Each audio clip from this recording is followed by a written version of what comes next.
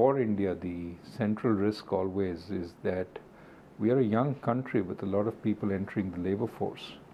And so it's important we create jobs so as to certainly give them economic opportunity and also keep economic growth going, but also prevent social unrest. So growth is essential for the country. And if there are blips in growth, we have to understand why they are there and whether we can bring growth back through appropriate actions. So I would say that's the central concern.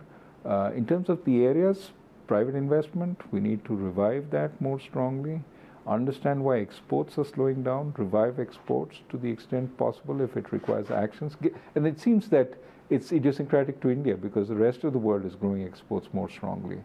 And certainly, both these would probably require action on bank balance sheets, on corporate balance sheets, as well as in certain sectors like power.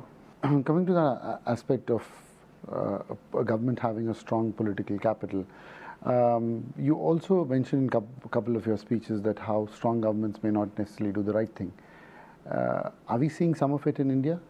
Well, monetization being a case in point. I think it's important to understand that there are appropriate checks and balances within the government which push it in the right direction, that it gets the right information from the appropriate experts and then makes a decision based on those kinds of inputs. And to the extent that certain actions reveal that there are lacunae there, they need to be fixed.